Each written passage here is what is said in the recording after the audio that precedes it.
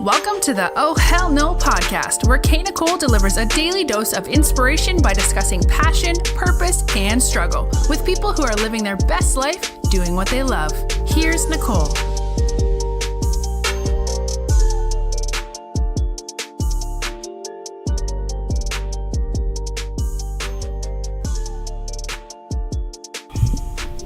All right. So welcome to another episode of the Oh Hell No podcast.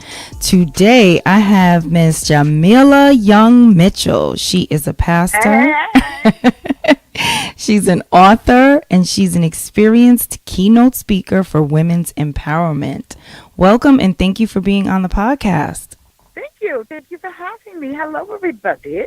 Yes.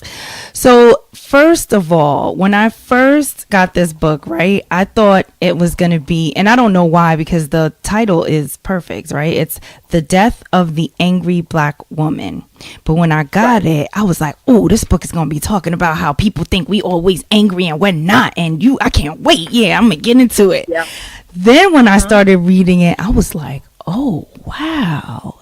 This is different, but this is real. I like it. Mm-hmm. Right. So Jameliah's book is talking about the angry black women and why we mad, for real.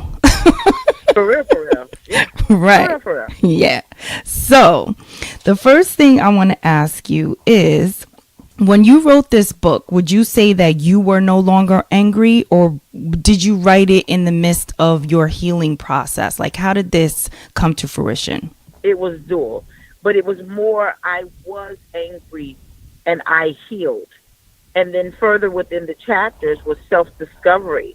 And I realized the more that I wrote, the more came up, the more that it allowed me to heal with being accountable in what I was putting on the pages. I think a lot of times we are angry and we don't know why, but it's just like when you start to have a conversation or converse with someone, you get to the point where you discover. And so with each level of writing, I wrote through pain. I wrote through my past, but I wrote in discovering who I was. Nice. Yeah. Okay. I love it. Yeah. So was there any experience that you had that made you say, I have to write this book? Like, okay, apart from you going through all of that. Yeah. Okay. So tell us. Mm-hmm. Right. Growing up in a house with a father who was an abuser and a mother who received the abuse at the hands of my father, I had to make a decision. And dealing with women all over the world, whether it be tag and share as I do every morning, or just being a pastor and dealing with women on a day-to-day basis, I discovered a woven thread. That even though that I'm the black woman that wrote it, it's my truth. The woven thread is that we all were angry from something. And so we had to make a choice. The choice was what we discovered in our anger and our lashing out was it came from somewhere. It stemmed from a seed. Now we're the tree. So growing up in a household, what I found out is that there were a lot of similarities with women that I dealt with on a day-to-day basis. They too were victims of domestic violence. They too were assaults, some sexual assaults. Some of them had misplaced anger issues and could not identify where the heck did this come from. And so hearing their stories, and their stories became relatable to mine, I realized that they had issues that were similar to mine, and they all came from one thing. What we mirrored, what we learned, and what we decided we were going to copy. And most of that happened from our childhood. We get to the place in our lives where we grow up with this rage, this anger, this bitter, because of what happened, and we reacted towards the pain from our past. So what happens is we grow up and we find itself being part of our future because we've never pulled the seed up. And so I felt a onus in the women because I knew how it helped me through self-discovery, through accountability. I got better. And as I looked at my sisters and the people around the world, from VH1 to BET, to the woman on the street fighting over a parking spot, McDonald's, young girls, I realized that I felt better once I healed, that I needed them to feel better too, because society was putting this label on us that wasn't fair. The unfairness was, you don't hear Chinese women being angry. Spanish women are saucy, but we're angry. And we're angry because you put a label on us that wasn't fair, because the white woman down the block has the same issue. How can I differentiate who I am, what I went through, but still be respected just like the other young lady down the street from a different nationality or race? What I've got to do is I've got to discover who I am, heal the old individual, pull the root up, and reintroduce myself to the world as who I really am, and I'm not that. So I wanted every woman to heal, no matter what the color is. I wanted us all to heal. So I felt an onus to write the book, and I did. Yeah, I definitely agree. I feel like this transcends race, because it's everybody, like women everywhere, because we, all can experience these things as, young people growing up. But Right. You make such a valid point when you say for Black women, we get that stigma of just being angry, like, oh, Right. you know what I mean? Because I've seen people, Right. even in the workplace, you might say something and someone of another race might say this exact same thing, but coming from them, Right. it doesn't seem, so confrontational. But from us, it's like, oh my God, she's going to like turn the place over. You know what I mean? And it's not even that deep. Right. Exactly. So that It's is, unfortunate that's the truth of it. It's like, suppose you have two women, and you do. Both have experienced sexual assault. Both of them. One is white, one is Black. And then she becomes reactionary over a trigger or something that reminded her of the assault. The other one will get the sympathy. The other one will get the label. yeah. That's not fair. Yeah, it's definitely true, because I've even experienced that, and I'm not really an angry person. But you I'm get a I'm a label. I'm a serious person, but not angry, Right. Yeah. There's a difference. And that's a whole nother episode, girl, about us just being about our business and getting stuff done. Okay. You know what I mean? And not wanting to chit chat all the time. Then you get that whole title. Oh, she's, you can't confront her about Yeah. anything. You know what I mean? Well, and thank God for the book, because it'll deliver you from people. Yeah. And then it won't even matter. If you think that I'm just me, okay, well, you just going to have to deal with it. I'm trying to get my coin. Exactly. We can't talk today. I get you. All right. When you tell another Black woman that she's angry and needs to start the healing process, what is the initial reaction? Because I'm sure you've had that conversation just out of trying to, reach people and help them. So what has that been like? Well, my mom was very brilliant. She was a very wise woman. And she used to tell me, she said, Jamila, you could catch more flies with honey than you can vinegar. Verbiage is important, and I have been known not to have a filter, and that's okay. But I've been known to be one of the realest pastors, ladies, or women of the free world, as far as being able to have a platform that is raw, rugged, and real, no chaser. And I think sometimes women need straight, and they need you not to sugarcoat things, but tell me the truth. Reality is, if you want to heal, you'll receive the truth from the truth teller. And I've got to hear you first, 80% listening, 20% responding. And I have to listen to you. And then gathering the information that you give me, I will follow through with the truth and say, you know what I've discovered about this conversation that I'm having with you? We all have issues in the tissue. And I find that I believe that I can help you discover something about your misguided anger. Would you mind if I let you read this book, or give you the book, sell the book, you buy the book, go to Amazon.com? Or I would say to her, I understand your pain. First, I would tell her, or him even, because men need to read the book too, I understand your pain, but I do understand that pain is unfortunate that you're holding it. I think it's time for us to heal. I always say us because we're in this thing together. Iron sharpens iron. And that's how I would say it to her or him. We have to heal because everybody has pain. The problem is everybody doesn't handle it the same way. So it's the approach for sure. Yeah, that's definitely a great way to go about it. Right. So in this book, you talk about, your mom being physically abused by your dad. And I have two questions with regard to that. One, did your mom ever tell you why she didn't leave? Mm-hmm. Yes. Can you share that, or She is did. that private? Sure. My mother was a very wise woman. I am a pastor, a woman of faith. I'm not like every other pastor. I love everybody. And my mother was very profound and wisdomatic in hearing God. And that's just the truth of it. And I believe that you could love a person so much until it overrides the voice God. Because we want what we want, right? Our flesh is our flesh. And she used to say to me, where am I going to go with 4 small children? Where am I going to go? I think psychologically there was an impact on her that did not allow her to receive better than what she had. And I think sometimes when women get into a domestic violence situation, he beats on her in more ways than one. He beats on her physically, spiritually, and mentally. And there was this famous pimp that said, if you can get the mind, the body becomes free. And so when you are with a person who mind manipulates you, then you will believe that who else is going to want me with these 4 children but him? There's no way I can get out of this mess. This is all I have. And not only will you think that way, you'll believe it and you'll receive it. And if he gives you the crumbs from the table, you'll take it. The only crumbs from the table that I need are from my masters. That's it.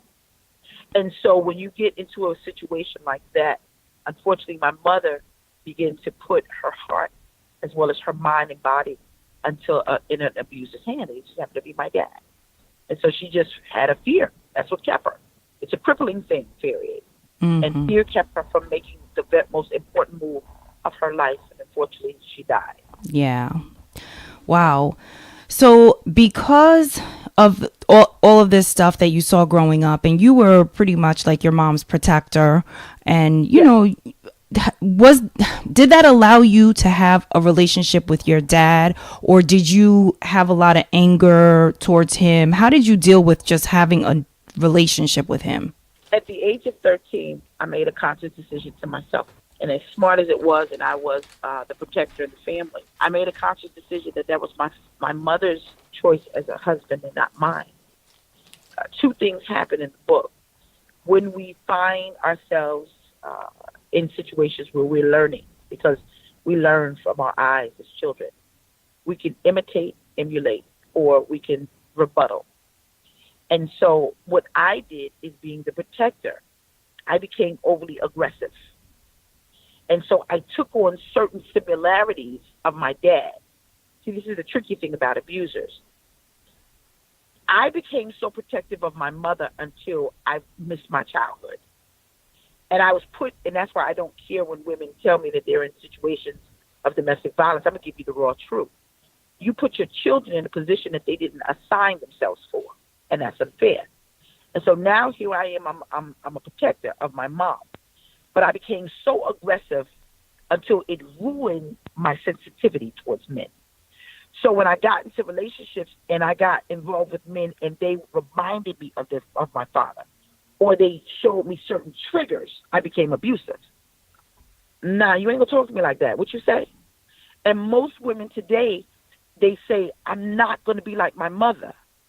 But they emulate their fathers because they become so aggressive until they rebuttal against everything that looks like love, but forms itself as an individual, because we really don't know love, because we only see it as abuse. So we grow up and we can't differentiate what love is. It's got to be taught. And so you get in a relationship with somebody, you 9 times out of 10, you attract what you about, right? Mm-hmm. And so in my relationships, I did attract men who are abusive. I'm familiar with that. I don't know anything about love. That's what it looked like to me. That's why I said it's not fair to the children, let alone you. But then I experienced the real love of God, and that's my truth. And I realize I know what it is now because I love myself. So if it feels anything like my dad, nah, that ain't it. So when you know better, you do better. But what I did is I took on forms of aggression because I will not be like my mother. If he say the wrong thing, oh, it's going to be hell to pay. Lift your hand. Now, you better be lifting it to hug me or go to the bathroom. But you better not lift your hand to me in any other way than that because you set off my triggers. So you do. You take on the form of two people. Wow. You make a choice. Yeah. Mm-hmm. I never thought about it like that either. Like, yeah, you usually say, I don't want to be like my mom, but then you could take on those characteristics as well. And that is not good either. No, it's not. Wow. And that's why we wrote the book. Mm-hmm. It's deep in there. So what do you want your readers to take from this book? If they read the book and they could take one thing from it, what is the one thing you want them to get? The one thing that I want my readers to get is accountability. Be accountable for your pain. Accountability is one of the most amazing healers of all time. It can heal you from so much. Accountability means that I did this. I chose nobody else, me. And when you do that, then you're ready to heal because it means that I am ready to accept the truth. Love it. Heal. Yep. So in the book, you talk about your mom being a little bit of like a little prophet, clairvoyant. Yeah. She could, Very much. and I love that because I live for that stuff. What did she tell you about your life? Like what would unfold for you? When I was a kid growing up in Brooklyn, my mother forbid me to get pedicures. And it sounds crazy, but it's my truth. And she forbid me to get pedicures. And I said, well, how come I can't get pedicures? The other kids are getting pedicures. Why can't I? She said, because Isaiah 61. And I said, what? The Spirit of the Lord is upon you because he's anointed you to preach the gospel. And she said, your feet carry the gospel. And I don't want anyone touching your feet because you've got to share the gospel. And everything that's in my life that's happening now, she prophetically spoke as a kid. Wow. Even before she died, she gave me her Bible, and she highlighted in blue, and you shall have a son. She highlighted it. My mother died in September. In November, I was pregnant with my son, Hunter. Mm. Yeah. She could see a lot, but her heart overrode her seeing her own life. Mm. Wow. That's powerful. That's how powerful the heart is, yeah. Yeah. Mm-hmm. So I read that you got into that your dad was also a pastor. So you kind of started doing that at a very young age. Now I know that your mom saw that for you and your dad kind of, shepherded you into that. But was that something that you felt comfortable with, like going up there, or were you nervous? Did you feel like, no, this can't be what I'm supposed to do? Like, were there any kind of feelings like that? No, not a day in my life. I knew from a kid that I was ordained to pastor. I knew from a child that I was different. My mother sheltered me, and I do believe, and I know she sheltered me because of the gift that God had given me, because he knew that I was going to be launched to the world to help women all over the world, men too, that I would carry the gospel, that I would have a gift of prophecy. So when you know this as a child, you walk into it because it's cultivated so young. The good thing about my mother is that she sheltered me, but she cultivated it until it was just natural for me. And so when some go to school, theologically, all types of seminary, which is, I don't knock because I've gone, but when God choose you, right? There's a scripture in the Bible says, many are called, few are chosen. But I say many called, few are chosen, and some just up and went. I didn't just up and went. I was chosen for this. So I don't have a choice in the matter. But when you're cultivated as a kid, it's almost like you don't know anything else. So I was never nervous or anything. When the Lord gives you a gift, or when you have a gift, it kind of comes natural. And so when some people work a little bit harder because it's a gift from God, it's easy to give it back. And so this is what I do every morning in my church and in everything that I do. Wow. So what do you enjoy the most about being a pastor? Helping people, being a servant. Okay. I'm a servant. That's all I am. I don't care even for titles. Like, you can call me Jameliah or MJ. Most people call me MJ. Um, but I enjoy helping people. I enjoy serving people. I get excited serving people. When you serve people from a different place, you love from an unusual world, because the love that I have for people is not of this world. It's not. So I may do things and go beyond the call of duty more than the average person, because I'm a servant. And so I love to serve people. I love to fix things. I'm a fixer. And so any way that I can fix you within means, please allow me to do so. Let me serve God's people. Let me serve you, please.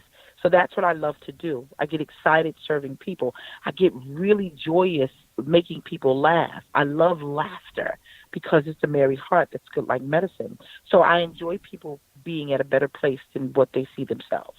And I get so excited every morning doing that. I get excited whenever I speak to a congregation or a congregation of women or men or children, that where you are now is just a temporary thing, and don't take a permanent solution to fix a temporary problem. It gets better, but you got to stick around and see. It's going to be rocking. Give it a bit. These are things that I love. I love it. And so if I can give a person a couple of minutes of the day to smile, then I've done my job as a servant. Yeah, I could definitely feel the passion that you have for that. So Finish this sentence. My job is hardest when? My job is hardest when I'm hungry. You get hangry? When I'm hungry, I get hungry. That's the truth. My job is hardest when I'm hungry, baby. Feed me, and then we can do whatever. Just feed us, sister. But it's true. My job is the hardest when I'm hungry. Everything else I have to fulfill the job, because God has given me a natural innate ability. And so even when I'm tired, because God has given me a natural ability, I find the energy to do it. Even when I'm sick, I find the energy to do it. But when I'm hungry, it gets a little hard. But other than that, I'm fine. Okay. So tell us about the Car Chronicles, how that started, and, just give us the background and what it is. The Car Chronicles Movement, it's a movement all over the world. It's from 7:30 a.m. Eastern Standard Time, Monday through Friday, on the Facebook. You go to Jameliah Young Mitchell. You'll see I have a logo that says CCM. And what we do is we gather together. It's a body of believers every day for about almost 3 years. It starts from 4,000 people live at one time every day. It has gone up even to 12,000 people at a time at one point in time.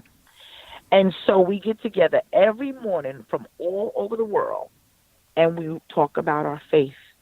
We fast and we pray every Thursday. We come together and we work it out. It is a body of believers bound together by the principles of Psalms 133. Where the Spirit of the Lord is, you can guarantee that there's going to be unity. But it's also a movement we've seen in Uganda, we've seen in Africa, Brooklyn, Bronx, New Jersey, Queens, Connecticut, Chicago, Miami, Texas. Don't even know how we were seen in Germany, Russia, New Zealand, North Korea, Bahamas, Jamaica, Trinidad, Guam. Don't even know how we were seen in Dubai. Dubai is seen all over the world. People from all walks of life come together at one place on Facebook at Jameliah Young Mitchell. It's called the Car Chronicles Movement. And the reason why it's called that is because I do it in my car. Do it in my car every day. I get right in my car and I talk to people. And it's such a powerful thing until, like, I was talking to you and my other phone was ringing. That was somebody from Facebook. Normally they'll FaceTime call me. One time a lady did that. And sometimes I do get people who are unfortunately suicidal. But one time I got a call, the woman was suicidal. I flipped the camera around. She had a gun to her head in the closet.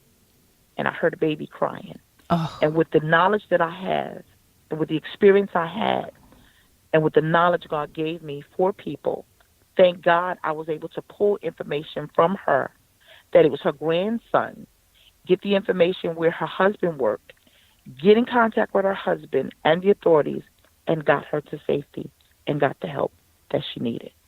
It's a powerful movement that when your family don't want to talk to you, Car Chronicles will. When everybody is against you, Car Chronicles praying you through. When you lose something, believe it or not, Car Chronicles will even help you financially. And so this is what we do every morning at one location. And it's powerful. I met Oprah. I met Joel Osteen, Mayweather. It has been a movement around the world, and I'm honored. Wow, that is phenomenal. That Yeah, is. join. Go to Jameliah Mitchell. Join. You'll see. Yes, Every no, I'm morning we definitely. did, 7:30. Yeah, I'm gonna join. My girlfriend told me about this, and I was like, There you go. yeah, like before I even had the interview with you, and I was like, really? She was like, yeah, girl, you don't. I was like, no, I never. It's a movement. Yes. It's like a sisterhood. It's Yes. like a sisterhood. They're right now saying, okay, what are we doing for the Car Chronicles? We're going to have a Car Chronicles picnic, Car Chronicles White Party. It's a movement. I even had one girl find her family. She was adopted and found her family on Car Chronicles. Wow. Yeah, she Listen, found her father and all her siblings on Car Chronicles. that is amazing. Mess around, honey. You get a husband. Women get married. It really is a movement. It's a movement. It's a movement. It's a worldwide movement. I love it. Yeah. So I have to ask you this, even though I know the answer. Okay. So I always ask my guests this, and I pretty much know the answer to to this question for you, but I still want you to just answer. So do you feel like you are doing your purpose work? And if you do, what exactly do you feel is your purpose work? I am doing my purpose work, but I know that there is more purpose to what I'm doing. I have a wonderful church called Unity Church Charlotte at 2818 Queen City Drive in Charlotte, North Carolina, the Car Chronicles Movement. I have the book, but I would really like to do a BET talk show. That's my purpose because I can really reach more of a branch of a world, especially my sisters. I really love everybody, but I have a deep-seated love for my sisters, and so I have more purpose. And so what I'm going to allow God to do is wring me out like a wash rag until my total purpose, because we could have purpose, but total purpose is never fulfilled. It's a work that is consistently done until you die. And there is what I'm doing right now. I'm purposely working my total purpose until you throw the dirt over me. Yes, I love it.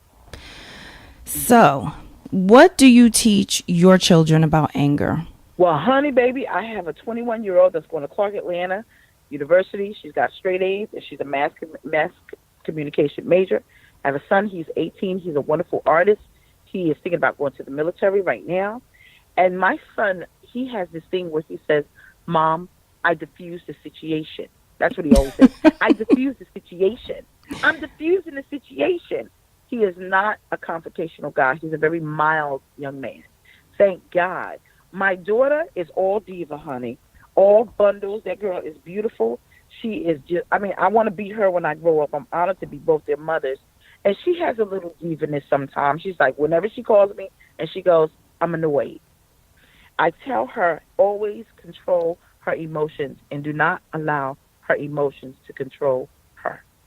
And she is doing much better. I'm blessed. I ain't going to the principal's office, and thank God I've never been to the jail and none of that stuff. And I have very mild-mannered children. I have beautiful children. And so they both have really good temperaments. And so I'm happy about that. Yes, that is a blessing. And congratulations on your beautiful children doing so well. Thank you. Because being a mom ain't easy. So yeah, I know. This is the Oh Hell No podcast. And Oh Hell No is the bumps along the way, right? So we have Oh Hell No moments all the time. So I want you to share an Oh Hell No moment that you had that changed your perspective on something or taught you something that you take with you through your journey. All right. Well, let me tell you something. I had a oh hell no. Oh hell no to the no moment. I had a oh hell to the no moment when I realized that I was going back to my old ways, because I was in a marriage and I was like, oh, hell no, this ain't going to work. And sometimes I think women are afraid to take a moment and say, oh, hell no, this ain't going down like that, player. I'm going to need you to get it together or we just ain't going to do this. A lot of times I deal with women who are afraid to take that hell no moment, and they will take anything so that they can get everything from a guy. And so it means sometimes we lose ourselves. And I found myself losing myself. And I was like, oh, no, hell no, I ain't doing that. And I had to step back, take a deep breath, go back, pray, and I had to revamp my entire way of thinking yet again to get back my beauty, to get back my mind, and regain my perspective. Because even though we've never arrived, but even though we've gotten just a little bit further in life, we always got to self-evaluate ourselves so that we could avoid the slip. And to avoid the slip is when you say, oh, hell no, I'm not doing that. That's the reminder. You're slipping, girl. Wake up. So I recently had oh, hell no, baby, we ain't doing it. And I got it together, sugar. I'm good now. I'm good. Good. I'm glad you got it together. Amen. Well, it was such a pleasure having you on the show. I really enjoyed our conversation. And yes, and I want you to tell everyone how we can keep up with you, where we can buy the book. Tell us again about the Chronicles. Is there a website? You know, absolutely, boo-boo. The book you can find at Amazon.com. Get you for everybody that you know they got a temper. Even get these teenage girls to read it, honey. They ain't act like they can't read a book, honey. But they can go to Amazon.com. It is an ebook as well. Also go to www.carchronicles.org and follow. Just click follow.